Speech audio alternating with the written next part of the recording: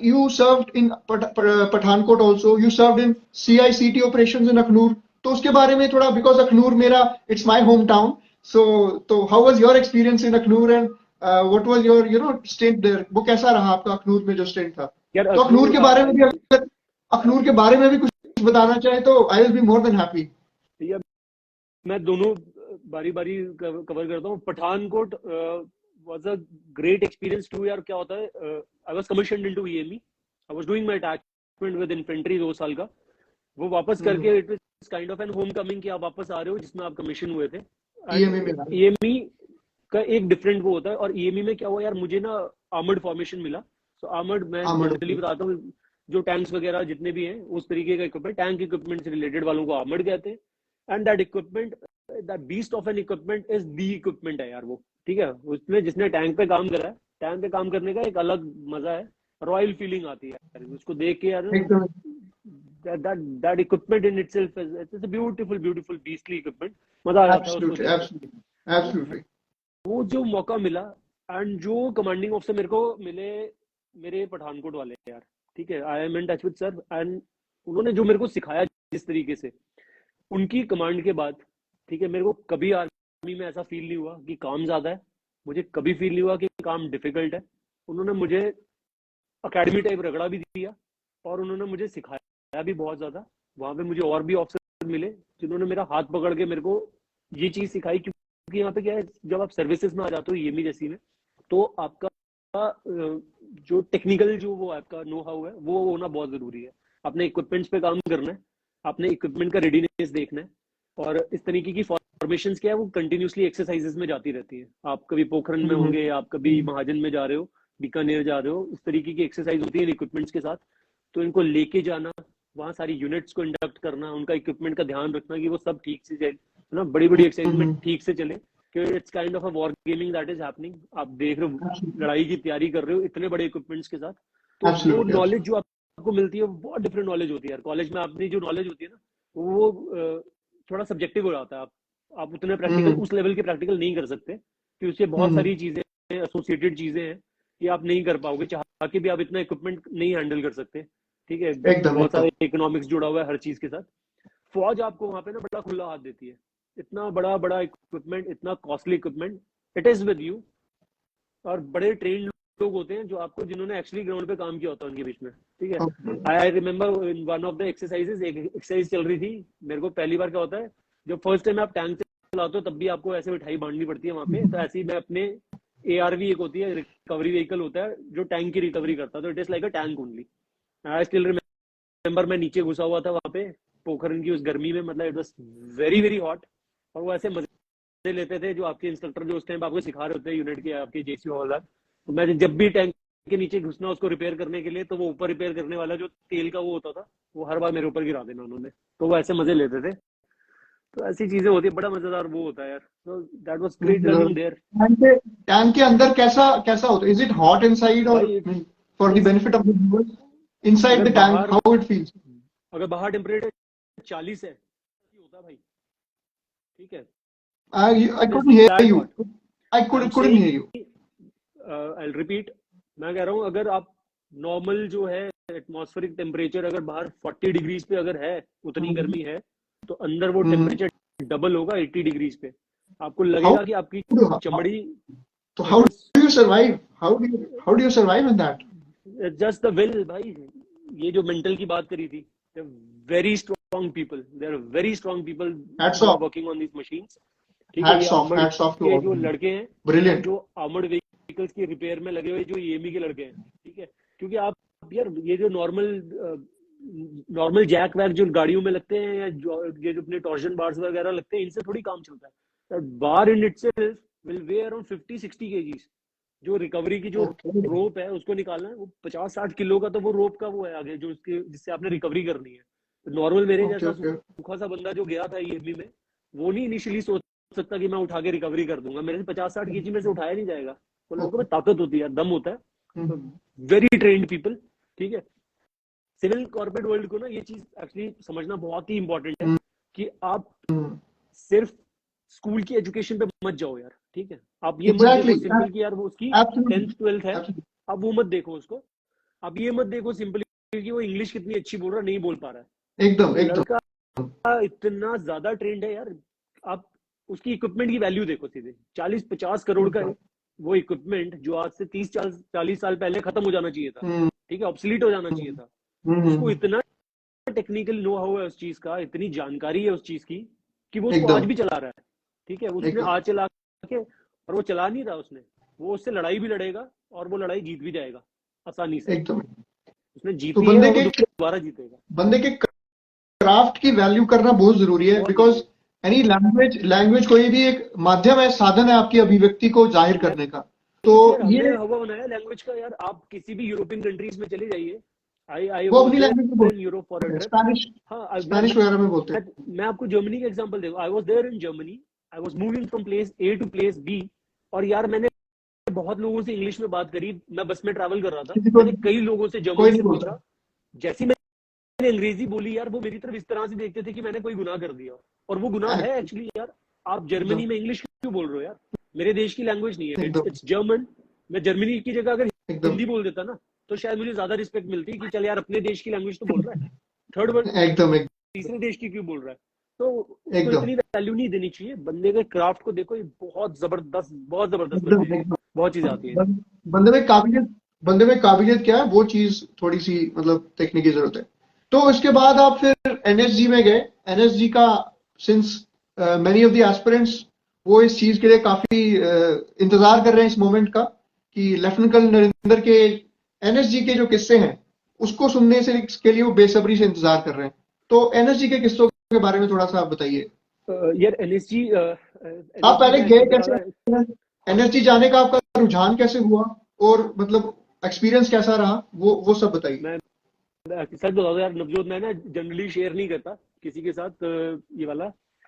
You are a brother to me, I will tell you the actual exact story. मतलब यार absolutely absolutely. मैंने फौज में बहुत कोर्स किए यार, and I did very well in all my courses. मैंने बड़ा अच्छा किया अपने कोर्सेज में। मैं तो बताता हूँ यार, जो सबसे मुझे वो लगा, मेरे को झटका लगा मेरे वायोस में। मेरे वायोस में मैंने ओके। बहुत अच्छा करा, academically I top the course, मैंने सब बढ़िया अच्छा कर लिया। मेरा ये शोल्डर मेरा साथ नहीं दे रहा था यार वहां पे, उस टाइम पे। One of the exam physical test चल रहे थे, मेरा शोल्डर ने फिर मेरे को धोखा दिया वहां पे। I could not complete one of the test यार। तो जो मेरी फाइनल कोर्स रिपोर्ट बनी, there was this line mention there that the officer needs to work on his physicals. वो लाइन एक आ गई वहां पे। Okay okay. मैंने टेस्ट करा अपनी तरफ से कि मतलब नहीं है, मतलब it shouldn't be there, but it was there, it is still there. ठीक है, वो मेरे को बहुत यार, मेरे को बड़ा इफेक्ट हुआ उस चीज का। मेरे दिमाग में कहीं पे वो चीज बैठ गई यार कि यार ये तो यार गलत हो गया मेरे साथ, it should not have been there, I don't deserve it. I वो एक डिजर्व लाइन मेरे बेटर को, देन दिस। हाँ, I deserve better than this यार, ये चीज नहीं बनती। ये फिजिकल वाला जो पार्ट आया वो है। I wanted to join special forces, मेरे को करना था ज्वाइन, पैरा का वो था। लेकिन मेरा चक्कर क्या था कि I was a technical officer, so मैं लेफ्टिनेंट यार बहुत कम टाइम के लिए रहा, मैं सीधे कैप्टन बन गया। और कैप्टन बन के जब तक मैंने बायोस करा, तब तक मेरी जो टोटल सर्विस थी वो 3-3.5 साल हो गई। तो ऐसे करके सर्विस मेरी टाइम से आ गई। मतलब फिजिकल सर्विस मेरी वो थी 3.5 साल थी, बट मेरी सीनियोरिटी के साथ सर्विस 5-6 साल हो गई थी। मैं मेजर बनने वाला था उस टाइम पे। तो वो मेरा जो पैरा वाला था, वो मेरे कोर्स एक के बाद एक आ रहे थे। आई वॉज डूइंग वाईटीओस, मेरा इमीडिएटली थोड़े दिन बाद मेरा एडवांस कोर्स आ गया। Advance course okay. आ जाए तो आपको आपकी जो पेरेंट आर्म है वो आपको छोड़ती नहीं है फिर इतनी आसानी से किसी और जाने के लिए। तो वो एब्सोल्युटली। मेरा पैरा वाला was somehow not working out, मेरा हो ही नहीं रहा था वहां से। And I had okay. Great affiliation with 9 para because it is here in Udhampur only. तो मेरा एफिलिएशन बहुत था उनके I साथ। I also happen to work with one of the commanders of 9 Para in Tejpur. I will not disclose the name though, या but a very dynamic officer from Jammu and Kashmir only, Brigadier Sharma. I will call him Brigadier Sharma. So he was a wonderful officer. He was BGS int there. So Okay. wonderful experience with the special forces यार people. तो वही फिर था, उसके मतलब बाद तो फिर कैसे? बस यार फिर जब मेरा पैरा का नहीं वर्कआउट हुआ तो यार आई स्टार्टेड मतलब वॉलंटियरिंग फॉर एनएसजी। तो मैंने यार 3-4 बार वॉलंटियर करा एनएसजी के लिए। I volunteered, this was the fourth attempt जब मैंने वॉलंटियर करा। तो एनएसजी में क्या यार, ऐसा नहीं है कि आपने बस फॉर्म भर दिया तो आपको बुला लेंगे कि आ जाइए आप हमारे साथ ट्रेनिंग कीजिए, ट्रेनिंग पास करिए और आप बन जाइए कमांडो। ऐसे नहीं होगा। The procedure is that you fill a volunteer form. आप अपनी तरफ से वॉलंटियर करते हैं, कई लोग भरते हैं, उसमें से बहुत छटके जो होते हैं, थोड़े से लोग जो होते हैं तो जनरली जो एक बैच बनता है वहां पे, प्रोबेशन का जो बैच होता है उसमें 15-20 ऑफिसर होते हैं, जिसमें 8-10 ऑफिसर आर्मी के होंगे, बाकी अलग अलग उससे होते हैं ना, अपने सीआरपीएफ के, बीएसएफ के। तो इस तरह से 15 से 20 ऑफिसर्स एक कोर्स में पहुंचते हैं। कोई इतने 30 से 40 जेसीओज और बाकी जवान सब हैं, तो टोटल बैच की स्ट्रेंथ जो 250-300 पहुंचती है। So this is the lot of people जिनकी वो वॉलंटियर फॉर्म एक्सेप्ट करके आप अकेडमी तक पहुंचते हो कि यार अब मैं मतलब आगे ट्रेनिंग स्टार्ट करूं। सो मैंने पहले इनिशियली 3-4 जो भरे अपने, 3 बार मेरे को नहीं मिला यार मौका उसमें आने का। 4th टाइम यार, मैं 4th टाइम आपको बताऊंगा, मैं इतना डेस्परेट हो गया था कि मैं भर के, मैंने वही डेस्परेशन साथ नहीं देती आपका, वही जब डेस्परेट हुए तो चीज नहीं मिल रही थी, नहीं मिलती, 4th टाइम मैंने भरा, वो मेरी डेस्परेशन मैंने छोड़ी, मैंने अपना फॉर्म भरा और मैं आई विल टेल यू, मैं छोड़ के मैं पहुंच गया यूरोप, चला गया घूमने के लिए। मैंने कहा ठीक है, आएगा तो देखेंगे, नहीं आएगा तो भी देखेंगे। मेरा लास्ट अटेम्प्ट था, उसके बाद मेरी सर्विस 10 साल हो जानी थी, तो मेरे को वैसे ही नहीं मिलना था। मैं वहां से यूरोप निकल गया घूमने के लिए। मेरे को यूरोप में मेरे कमांडर का फोन आया कि yes your name has come, तू वापस आ, come for the NFB, join now, come back, you just clear whatever you have to clear। जो तेरे यहाँ की जितनी हैंडी टेकिंग वगैरह हैं तेरी, जो तेरे चार्ज हैं तेरे पास, वो तू यहाँ पे दे यार वापस आके जल्दी से। एंड और इट वाज 13-14 ऑफ जैन यार, मुझे 23rd को मेरी प्रोबेशन स्टार्ट हो रही थी। So I was there in Europe. मेरे को हफ्ते 10 दिन का, 8-9 दिन का टाइम था कि आप वापस आओ, हैंडओवर करो, आप मानेसर पहुंचिए और आप अपनी ट्रेनिंग स्टार्ट करिए वहां पे जाके। सो डेस्परेशन छोड़ी यार, वहां से कॉल आ गया and then I went for my NSG probation. ठीक है, अब एनएसजी का जो प्रोबेशन है ना यार, ठीक है, जनरली फिर वही बात है कि डोंट से इट। कितनी देर की होती है ट्रेनिंग और मतलब कितनी टफ होती है प्रोबेशन? यार प्रोबेशन होता है 90 डेज का। We were lucky enough to have our probation for 108 days. Okay, हम वो बहुत ही बेहतरीन एक लॉट ऑफ ऑफिसर हैं, ठीक है, कोविड अफेक्टेड ऑफिसर्स थे। So we were in probation for 108 days. So 108 is Hindu धर्म का लकी नंबर है। तो हमने 108 दिन की प्रोबेशन की। मानेसर में होती है आपकी ट्रेनिंग? मानेसर में मेरी ट्रेनिंग थी यार। Training started in the month of Jain. ठीक है, जनवरी में ठंड होती है, जबरदस्त ठंड होती है उन इलाकों में, एकदम very foggy, it's very very cold. और मैं बताता हूँ ट्रेनिंग टफ कैसे होती है यार। टफ, अब स्पेशल फोर्सेस और प्री कमिश्निंग का बताता हूँ। स्पेशल फोर्सेस ट्रेनिंग में कोई ग्रेजुअल बिल्ड नहीं करता आपको, ठीक है। लेवल एज, अगर आप 10 इज द मोस्ट डिफिकल्ट वाला जो पार्ट होगा, 10 पे रखते हैं आपको सीधे पहले दिन। 10 पे ही आपको पास आउट करना है उस चीज से। अगर 10 के ऊपर अगर आप कोई स्लॉट ढूंढ सकते हो अपने लिए 11, 12, 13, तो आप उस स्लॉट पे चढ़ जाओ। नीचे आने का कोई स्कोप नहीं है। They will break you the very first day. तो आपको पहले दिन तोड़ देंगे। उनको कोई मतलब नहीं है, उनको सिर्फ ये देखना है कि जो सिर्फ सिलेक्टेड लॉट का बंदा है जो इस चीज को हैंडल कर सकता है, हम उसको रखेंगे। उसके अलावा जितना भी है मतलब वो है, ठीक है। You just imagine this thing, फौज में जो स्टैंडर्ड्स होते हैं सैट, गुड, एक्सीलेंट। एनएसजी में सैट और गुड का कोई मतलब नहीं है। कोई सैट नहीं होता, कोई गुड नहीं होता। आप सेटिस्फैक्टरी नहीं होते, आप satisfactory is a failure for them, good is a failure for them, excellent has just passed, which is जाएगी, ठीक है यार, मतलब पास कर लिया बस यार, ठीक है। ब्रिलियंट। स्टैंडर्ड स्टार्ट होते हैं एक्सीलेंट के, सुपर एक्सीलेंट, सुपरमैन, फैंटम। अब आप ये स्टैंडर्ड्स हैं आपके पास। अब भूल जाओ पुराने, आप फौज को भूल जाओ, सब भूल जाओ। इज्जत कमानी है आपने अगर उनकी नजर में, तो भैया सुपरमैन और फैंटम तक पहुंच जाओगे तो इज्जत मिलेगी। एक्सीलेंट में पास हो जाओगे तो नॉर्मल देखेंगे कि ठीक है यार, कर लिया इसने, जस्ट कर लिया, कोई वो नहीं है, मतलब ठीक है।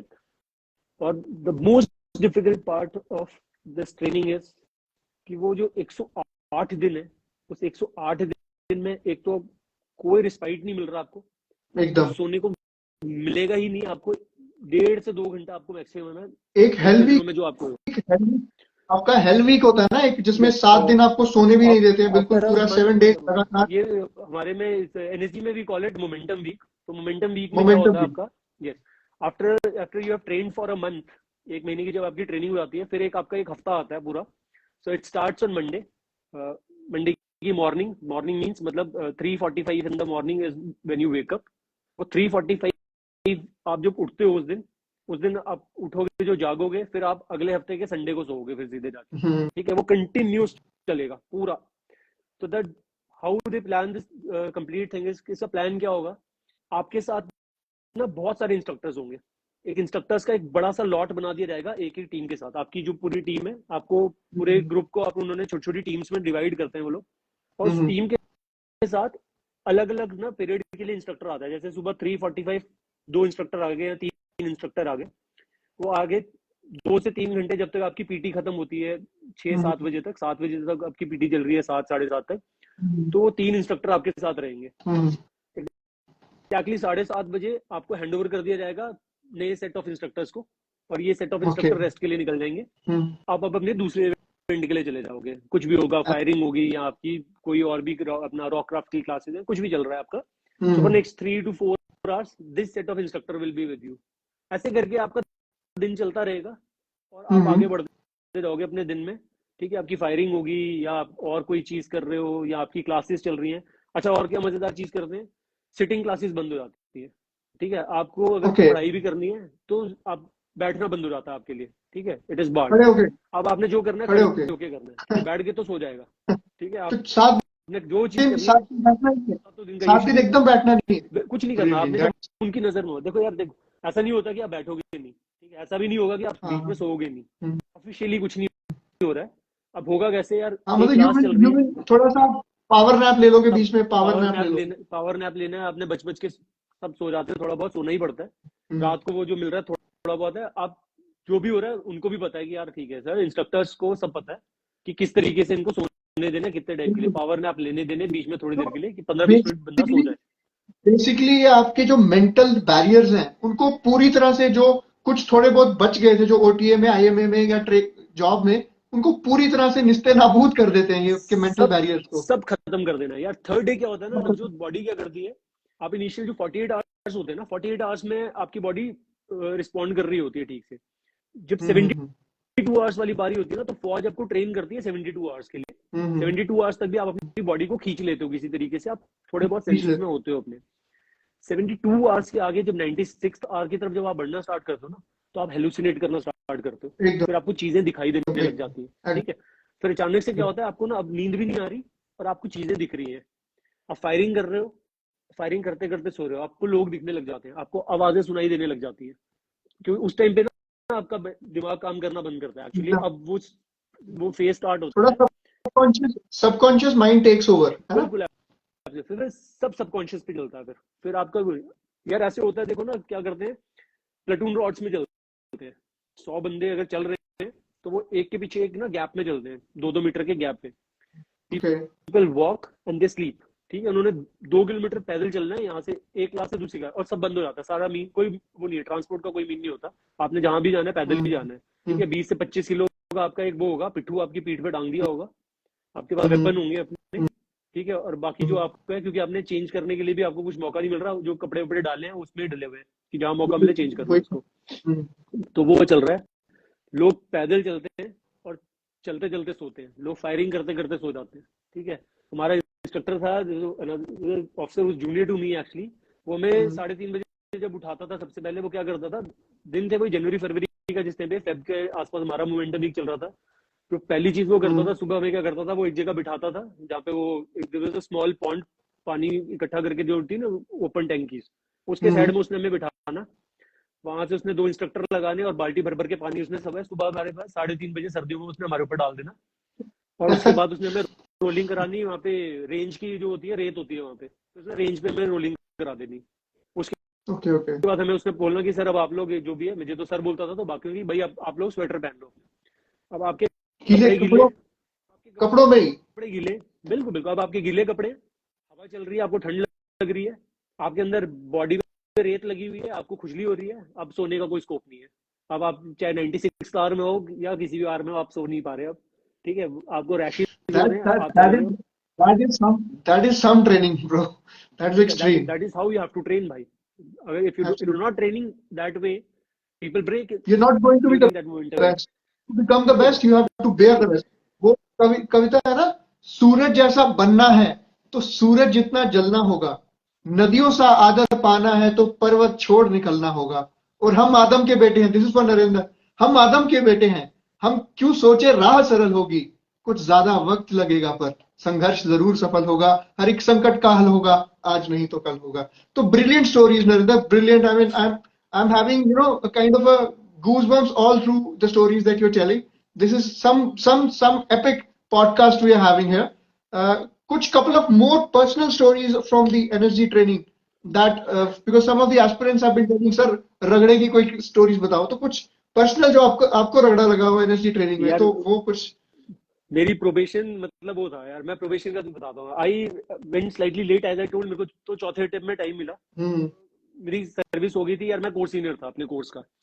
सो स्पेशल फोर्सेस का एक और चीज होता है, जब भी आप कहीं कमांडो कोर्स करोगे ना, तो सबसे पहले आपके रैंक्स उतारे जाते हैं. ठीक है, now you are okay all मतलब इन दिस रन टुगेदर, आप सब साथ करोगे, एक लेवल पर हो आप. लेकिन आप क्या, आप हो कोर्स सीनियर, वहां पे ना वो नाम से नहीं बुलाते. Nobody will call me major Narendra और कर्नल नरेंद्र, कुछ नहीं, कोई नहीं बोलेगा. वो मेरे को बुलाएंगे मेरे चेस्ट नंबर से. तो they give you a chest number. उतरे सबसे पहले आपकी बेल्ट उतर गई, अब आपको एक वो मिल गई, रोप मिल गई है बेल्ट की जगह बांधने के लिए. ठीक है, अब आप सब बराबर हो गए हो, कोई रैंक वूंक नहीं रहा. ये इसलिए किया जाता है कि आपके जो इंस्ट्रक्टर्स होते हैं जनरली वो आपके अपने रैंक्स वाले जो होते हैं, हमारे हवलदार एंड जेसीओस, सिखलाई सारी उनकी है. ठीक है, हमें प्री कमिश्निंग में हो चाहे स्पेशल फोर्सेस में हो, ये रीढ़ की हड्डी है फौज की. जेसीओ हमारे और जवान जो है रीढ़ की हड्डी ये है, यही सिखाते हैं हम. ठीक है, इन्हीं के सीखे हुए हम लोग सारे के सारे जो चीजें. रैंक उतर के अब हम सब बराबर हो गए. अब उनको कोई नहीं है. वो आपको बुलाते कैसे हैं, वो मुझे, जैसे मेरा नंबर 001 था, मैं कोर्स सीनियर था, I was the senior most, तो मुझे बुलाते थे 001 साहब था मैं. आज तक उनके लिए एनएसजी वाले जो मेरे साथ के हैं, मेरे को 001 साहब बोलते हैं. 001 साहब ऐसे करके बुलाएंगे. साहब भी बोलेंगे, रगड़ा भी उतना ही देंगे. 001 है तो सबसे ज्यादा देंगे. तो मेरे साथ होता क्या था, कोई भी इवेंट होगा तो उसका जो सबसे पहला जो डेमो होता था वो मुझे देना पड़ता था. तो अलग अलग इवेंट होते हैं, whatever is to be done, सबसे पहले मैं जाके आगे डेमो दूंगा उसका, बाकी फॉर पीपल टू सी कि भाई करना क्या है. So I remember one of the event, उसमें क्या हुआ कि हमने सुबह पीटी करी. तो पीटी वो अपनी 2 घंटे की पीटी होती है. पीटी के बाद निकले तो I started feeling pain in my elbow. मेरा ये एल्बो का जो जॉइंट था वो बहुत जबरदस्त पेन कर रहा था, क्योंकि कंटिन्यूस रोप हो रही थी. तो रोप की वजह से कर करके चढ़ के मेरे एल्बो में बहुत एक्सट्रीम पेन था. तो पेन वो सच कि मैं अपने जो फिस्ट है मैं उसको ना वो नहीं है क्लेंच नहीं कर पा रहा था, मुट्ठी नहीं बंद कर पा रहा था टाइट करके. हाँ जी. तो पीटी खत्म हुई, वी हैड आवर ब्रेकफास्ट, और ब्रेकफास्ट करके हम लोग जैसे सीधे पहुंचे तो वहाँ पे क्या होता है, आपको स्लिदरिंग करनी होती है. Slithering is very important in energy. Operation is always top down. आप ऊपर से नीचे उतरते हो, you are coming down from a helicopter और यू आर कमिंग, ऊपर से नीचे उतर रहे हो आप. तो एक 40 फुट, हाँ 40 फुट की एक दीवार होती है वहाँ पे ना, वहां से आपको स्लिदर करना होता है. स्लिदरिंग इज नथिंग यार, आपने स्लिदरिंग के ग्लव्स पहने, एक रोप पकड़ी और आप नीचे कूद जाते हो, कोई सेफ्टी नहीं होती उसमें. There is nothing to stop you. आपकी अपनी ताकत है, आप जितनी तेज रोप पकड़ के रखोगे तो आप स्लोली आओगे. अगर आप में नहीं है उतनी ताकत तो आप फिर गिर जाओगे नीचे वैसे ही. सो 40 फीट यार, मैं आया जैसे ही पहुंचा, मेरे हाथ में दर्द तो बहुत जबरदस्त थी. मैं आती, मेरे को मेरे इंस्ट्रक्टर थे अगेन स्पेशल फोर्सेस गए, उन्होंने मेरे आते बुला लिया कि 001 साहब आ जाइए डेमो देने के लिए. तो मैं ठीक है, मैं पहुंचा ऐसे 40 फीट. आई जस्ट रिमेम्बर कि वो स्टील की वो जो मैं सीढ़ियां चढ़ रहा था, तो lot of pain in my elbow. बड़ी मैं ऊपर पहुंचा 40 फुट पे, मैं ऐसे खड़ा हुआ ऊपर, तो मुझे पूरा एनर्जी दिखाई देने लग गया ऊपर से ना, कि 40 फुट बहुत काफी हाइट होती है यार ऊपर से ना, तो हवा चल रही है ठंडी, मैं लेफ्ट राइट देख रहा हूँ ऐसे ना. And by the time I could think, मेरे को तो उन्होंने मेरे को पीछे से आवाज दी, चलो हाँ जी 001 साहब तैयार है. तो मैं कुछ समझ ही नहीं पाया, मैं उनको बता ही नहीं पाया किसी को कि भाई मेरे हाथ में दर्द है, मेरी मुट्ठी नहीं बंद हो रही यार. तो मैंने वो रोप पकड़ी और मैं स्लिदरिंग के लिए, मैं जैसे ही आगे हुआ, ये मेरा ये वाला हाथ छूट गया, राइट वाला, और मैं सीधे, आई डोंट इवन रिमेम्बर मेरे को कि क्या लगा होगा, कुछ मिली सेकेंड्स लगे होंगे. तो ऊपर से नीचे मुझे बस एक आवाज आई. आई वाज जस्ट, मतलब सबकॉन्शियस माइंड में इतना ट्रेन था कि I could roll and save myself. मैं वो नीचे गद्दे पे गिरा और मैं गिरा, फिर आगे की तरफ तो मैं एक रोल करके उठा, खड़ा हुआ. आपको मैं बता रहा हूँ है ना, जो 2 सेकंड का टाइम नहीं देते. मेरे सामने जो दूसरे इंस्ट्रक्टर खड़े थे मेरे, उन्होंने मैं दूसरा आ गया ऐसी हुआ, उन्होंने मुझे मेरी रोप से ऐसे पकड़ा, एकदम से खड़ा किया. साहब ये क्या किया आपने, ये कैसा डेमो हुआ, ये तो ब्लैक डेमो हो गया, आप दोबारा दीजिए demo. Within next a minute और so I was up there. इस बार मैं वो था back again, I was there. Next time भी मैंने कोई बड़ा अच्छा डेमो नहीं दिया यार, मैं फिर बड़ी तेज आया नीचे. बड़ा This is the stuff of legend. This is the stuff of legends. हम Mission Impossible में Tom Cruise coming down, but we have real Tom Cruise here with us today. a dear friend. I mean, Narendra, this is some conversation I'm having. I'm really I'm having a gala time here. I'm imagining the kind of adrenaline that you must have been feeling, and you land from 40 feet within milliseconds, and then you're told कि आप फिर से जाओ भाई ऊपर चढ़ो फिर से वापस आओ. This is something stuff of legends. This is the stuff of legends. नहीं यार, टाइम Absolutely. टाइम नहीं है, ठीक है ना. if you are given the time to think, develop a fear in your mind, डर आपके दिमाग में ऐसे बैठेगा ना, फिर डर नहीं निकलेगा. इसलिए नहीं टाइम अच्छा, मिलता है. एवरीथिंग इज वेरी साइंटिफिक यार, everything is very so scientific. then what is fear? अब अगर हम अपने एस्पिरेंट से ये शेयर करें कि फियर क्या है एज एन एनएसजी कमांडो, आपके लिए डर क्या मानते हैं आप? यार इवन एज अ ह्यूमन, मैं सच बताऊं यार, सिर्फ डर है आपकी इज्जत चली जाएगी किसी चीज से. If you are given a task, you are not able to do it, ठीक है, आप अपना 100% नहीं डाल रहे किसी भी वजह से, बस वो चीज का एक फियर है, बाकी कोई फियर नहीं है. बाकी हर चीज का डर लगता है यार. मैं बताता हूँ, ठीक है, मेरी फैमिली को बताता हूँ, मैं शेयर करता हूँ सबके साथ, जो भी देख रहा है. डर नहीं होना तो इम्पॉसिबल सी चीज है. मुझे डर लगता है, मुझे हाइट से डर लगता है, मुझे क्लॉस्ट्रोफोबिक है ना, मेरे को क्लोज एरियाज में जाने से डर लगता है. I am also claustrophobic. I am also claustrophobic. भाई I have fear of water. Started swimming when I was 5 years old. 5 साल का था तो मैंने स्विमिंग स्टार्ट करी करना. मुझे पानी से डर लगता है. मेरे को अभी तक याद नहीं है कि यार मैंने कितने जंप्स किए. आपकी आवाज थोड़ी सी कुड यू रिपीट दिस, थोड़ा सा सीक्वेंस, बिकॉज़ थोड़ा सा बीच में आवाज कटी थोड़ा सा ये डर वाला. हाँ, तो मैं डर से कह रहा था यार कि मतलब 5th क्लास से स्विमिंग स्टार्ट करी थी. मतलब 5 साल का था, 5-6 साल का, तब से स्विमिंग कर रहा हूँ. 1st-2nd क्लास से पानी से डरता हूँ. मुझे याद नहीं आ रहा कि मैं कितनी बार हेलीकॉप्टर से कूद चुका हूँ, कितने जंप्स किए होंगे, मेरे को याद भी नहीं है आज की डेट में. मेरे को हाइट से अभी भी डर लगता है, ठीक है, हर बार लगता है. ऊपर जाता हूँ ना तो मैं डरता हूँ हाइट से. थोड़ा सा मैं यहाँ पे इंटरजेक्ट करूंगा हल्का सा.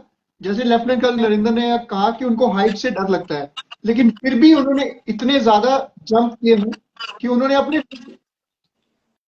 इन्होंने अपने उस फियर को कॉन्कर किया, कि जो अपने डर से आगे बढ़ के. आई थिंक सम वॉइस में कुछ प्रॉब्लम आ रही है शायद. नहीं अभी ठीक है यार, वो थोड़ा सा some issues with the battery. तो मैं कि how he conquer his fears, कि उन्होंने बताया कैसे उनको पानी से डर लगता था, उनको क्लॉस्ट्रोफोबिया था, उनको हाइट से डर लगता था, फिर भी उन्होंने वो सारे काम किए कि जो उनको डर लगता था, और उन्होंने अपने डर से जीता. तो एक छोटी सी यहाँ पे ये भी बात है कि अगर हम अपने डर की तरफ जाते हैं तो डर हमसे डर जाता है. Am I right, colonel? Absolutely यार. भाई देखो, ऐसा है कि ऐसा नहीं कि डर अभी नहीं लगता, लेकिन मेरा कोई भी डर, मैंने अपने दिमाग में ना, I have trained my mind in a way कि मेरा डर चाहे कोई भी हो, चीज मुझे करनी है, वो मैंने करके ही रहना है. फिर मैं वो भी देख रहा हूँ अपना कि आप you are not doing it for yourself. कोई है ना, मूवी की शूटिंग नहीं चल रही है यहाँ पे, या कोई मजे के लिए नहीं कर रहा. मैं बाहर कहीं कोई लेजर पे मैं घूमने नहीं आया कि मैं नहीं करूंगा तो चल जाएगा ये काम. We are doing here, we are getting trained. उसका जो है एंड रिजल्ट बहुत बड़ा वो चीज है जो मेरे को अचीव करना है. अगर मैं यहाँ डर के छोड़ दूंगा, ठीक है, हमारे में जैसे पनिशमेंट कैसे देते थे एनएसजी में, there is a very small room, ठीक है, आपको उस रूम में बंद कर दिया जाएगा, and from a very small hole they start dropping in tear gas की शेल्स अंदर डालते हैं. ओके. टीयर गैस का शेल जब अंदर आता है ना, इट चोक्स यू. सांस नहीं ले, ऐसा नहीं आपकी आंखों से पानी बहता है टीयर गैस से, वो तो बहुत सेकेंडरी चीज है यार, कि आंखों से पानी आएगा, शरीर जलेगा आपका, आपकी सांस बंद हो जाती है, यू कांट ब्रीथ, ठीक है. एक आप छोटे से कमरे में बंद हो और आपको सांस भी नहीं आ रही है. क्लॉस्ट्रोफोबिया है यार. पीपल फील कि यार मर जाएंगे इससे, बट नहीं मरे हो गए आप, क्योंकि आपको पता है कि यार भाई आप करने क्या आए हो, क्या चीज अचीव करने जा रहे हो. अगर ऐसी कोई चीज अचीव करनी है तो आप डरो भाई. डर से कुछ नहीं है. आपको डर का ये समझो कि आप मैं डरता हूँ, मैं ठीक से करूंगा यार, थोड़ा और कॉशियस होके करूंगा, मैं डर जाऊंगा और नहीं करूंगा, वो कोई बात नहीं बनती है फिर, ठीक है. People keep asking me यार these kind of questions कि यार सर हम एनएसजी जा रहे हैं, हमें चिकन खाना पड़ेगा क्या, नॉन वेज खाना पड़ेगा क्या, is it mandatory to drink. ऐसा नहीं होता यार कुछ भी, ठीक है. आपको नॉन वेज खिलाना है, हमें कोई किसी को नहीं पड़ी कि आपको नॉन वेज खिलाना है, आपको शराब पिलानी है, ऐसा कुछ नहीं होता, ठीक है. Get out of it. ये सारी चीजें आप सिंपल चीज समझो यार. जब आप ऑपरेट करते हो ऐसे इलाकों में जहाँ आपको कुछ भी नहीं मिलेगा खाने को, देयर वाज एन इंसिडेंट, ठीक है. मेरे साथ एक इंसिडेंट ऐसा हुआ, हम लोग पोस्ट पे थे, there was something happened and हम लोग कट ऑफ में आ गए। हमारी जो 3-4 बंदे हम लोग एक जगह पे थे, वो एक जगह फंस गए। जो मेरे पोल के 4 बंदे ऊपर थे, वो एक जगह फंस गए। हम्म 15 to 18 days वो नीचे नहीं आ पा रहे, हम ऊपर नहीं जा पा रहे। ना उसके पास खाने को कुछ है, ना मेरे पास खाने को कुछ है। तो ऐसी 17-18 दिन में आप नमक और चावल तो खा रहे हो यार, लेकिन अगर नमक चावल भी जब खत्म हो जाएगा, so will you not have these kind of things यार, आप सब खाओगे। हैट्स तो ऑफ। ये सब चीजें it has happened with me wherein we have also done this thing. हमने ऐसी चीजें खाई भी हैं और कोई फर्क भी नहीं पड़ता इस चीज से यार। आप लोगों को ये बहुत ही माइनर चीजें सोचने के लिए। डिस्कवरी पे बियर ग्रिल्स देखते हैं, but this is real Bear Grylls. ये हमें you real have to do it यार। फौजीज आर रियल चैंपियंस है। So this was really brilliant hearing from you, Lieutenant Colonel Narendra. I mean, throughout this thing, I had absolute goosebumps. I cannot tell you how many times, and it's been an absolute thrill and honor to have been talking to you. And now